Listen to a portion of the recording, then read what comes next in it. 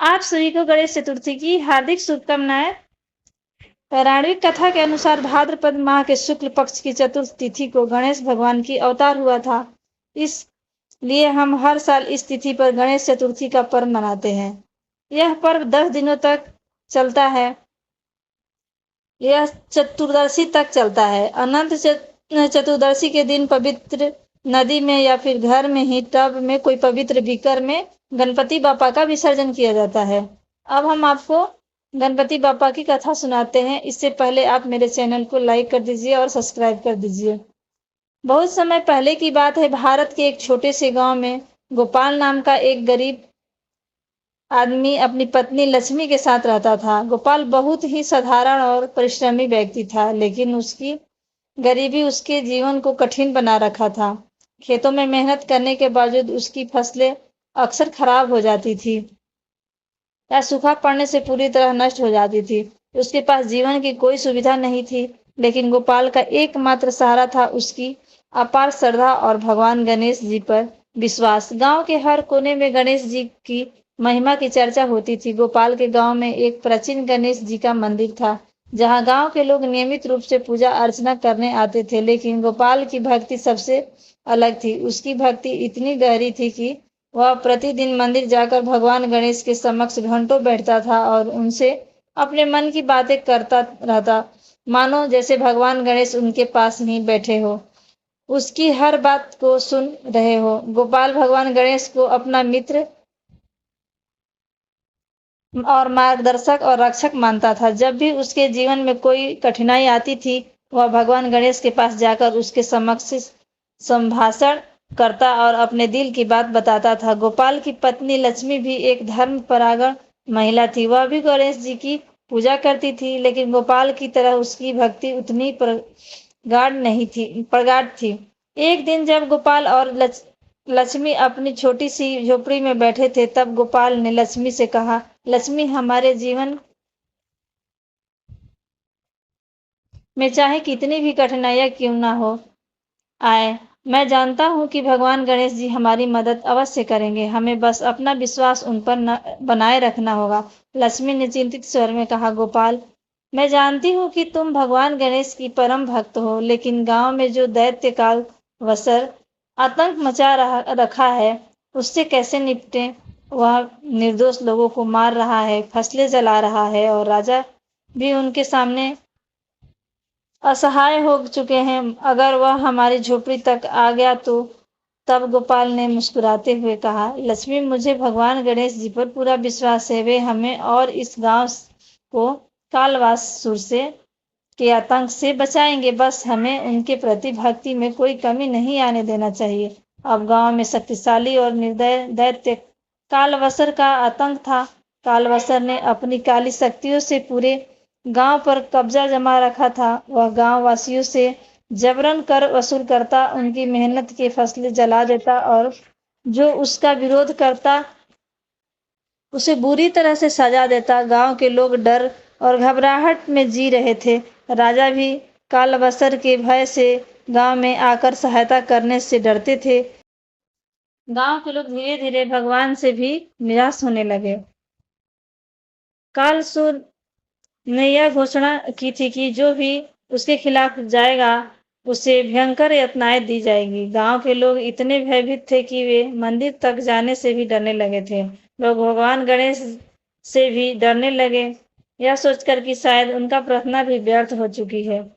लेकिन गोपाल की श्रद्धा अडिग थी। वह रोजाना गणेश जी के मंदिर जाता था, गणपति बप्पा के समक्ष सिर झुकाता था और अपनी सच्ची भक्ति के साथ उससे अपनी समस्या साझा करता था। वह गणेश जी से कहता था कि बप्पा, आप विघ्नहर्ता है, आप ही इस गांव के और अपने परिवार को इस दैत्य से बचा सकते हैं।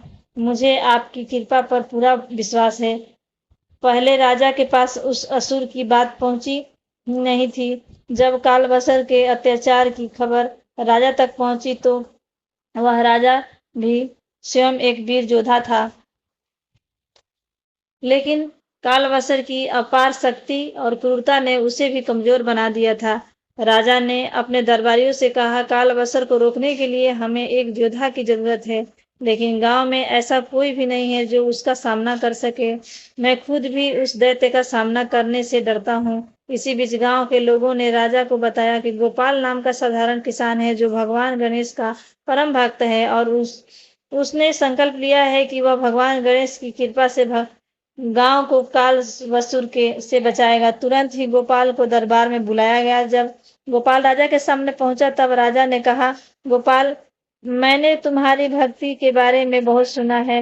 क्या तुम सच में काल वसु का सामना कर सकते हो, साहस रखते हो करने का? तो गोपाल ने कहा, महाराज, मैं तो एक साधारण किसान हूँ, लेकिन मुझे अपना आराध्य भगवान गणेश पर अटूट विश्वास है। अगर उनकी कृपा होगी तो मैं निश्चित रूप से काल वसुर का सामना कर सकता हूँ। मुझे एक अवसर दीजिए। तब राजा ने गंभीर स्वर में कहा, अगर तुम ऐसा कर सकते हो तो पूरा गांव तुम्हारा ऋणी होगा, लेकिन अगर तुम असफल हुए तो पूरे गांव को इसका खमियाजा भुगतना होगा। क्या तुम इसके लिए तैयार हो? तब गोपाल दृढ़ता से कहा, महाराज, मैं पूरी तरह से तैयार हूँ। भगवान गणेश की कृपा से मैं इस संकट का सामना करूंगा। अब गोपाल तैयार हो गया और धीरे धीरे गणेश चतुर्थी का पवित्र दिन आया। गोपाल ने इस दिन विशेष रूप से व्रत रखा और भगवान गणेश जी की पूजा की। उसने गांव के गणेश मंदिर में जाकर भगवान गणेश के समक्ष दीप जलाया और प्रार्थना की, हे पप्पा, आज आपके भक्त की परीक्षा की घड़ी है। मैं इस गांव को काल वसर के आतंक से मुक्त करना चाहता हूँ, लेकिन मेरी शक्ति तो कुछ नहीं है। बस आपकी कृपा और आशीर्वाद चाहिए। आप ही इस संकट का हल निकाल सकते हैं। उस शाम को कालवसर सुर ने फिर से गांव में हमला करने की योजना बनाई। वह अपनी काली शक्तियों के साथ गांव में आया और उसने गांववासियों को डराना शुरू किया। गोपाल ने हिम्मत जुटाई और कालवसर का सामना करने के लिए तैयार हो गया। जब कालवसर गांव में पहुंचा तो गोपाल ने उसे रोकते हुए कहा, कालवसर, अब तुम्हारा अत्याचार समाप्त होने वाला है। आज गणेश चतुर्थी के पवित्र दिन है और मैं भगवान गणेश जी की कृपा से तुम्हारा अंत करूंगा। तब कालसुर ने हंसते हुए कहा, तू एक साधारण किसान है और मुझे तुम रोकने की कोशिश कर रहा है। तेरी गणेश भक्ति तुझे नहीं बचा सकती। मैं तुझे और तेरे भगवान दोनों को चुनौती देता हूँ। तब गोपाल ने शांत स्वर में कहा, तू चाहे जितना भी शक्तिशाली क्यों ना हो, लेकिन भगवान गणेश विघ्न हरता है। अगर उनकी कृपा हो तो कोई भी दैत्य उनका सामना नहीं कर सकता। अब गोपाल ने भगवान गणेश का स्मरण किया और उनसे प्रार्थना की कि हे बापा, अब आपकी कृपा की आवश्यकता है। मुझे विश्वास है कि आप मुझे और मेरे इस गांव को बचाओगे। जैसे ही गोपाल की प्रार्थना खत्म हुई, एक अद्भुत घटना घटी। चमत्कार हुआ। भगवान गणेश अपने दिव्य रूप में प्रकट हुए, गोपाल को दर्शन दिए। उनका स्वरूप अत्यंत दिव्य और तेजस्वी था। उनके चार हाथों में विभिन्न अस्त्र थे। उनके चेहरे पर साहस और करुणा का मिश्रण था। भगवान गणेश के मुस्कुराते हुए कहा, गोपाल, तुम्हारी आस्था से मैं प्रसन्न हूँ। तुम्हें जो मुझ पर विश्वास किया है और अतुलनीय है। मैं तुम्हारी और इस गांव की रक्षा जरूर करूंगा। असुर भगवान गणेश के सामने घुटना टेक दिया। भगवान गणेश से क्षमा मांगने लग गया। बोला, हे भगवान गणेश, हमें क्षमा करें।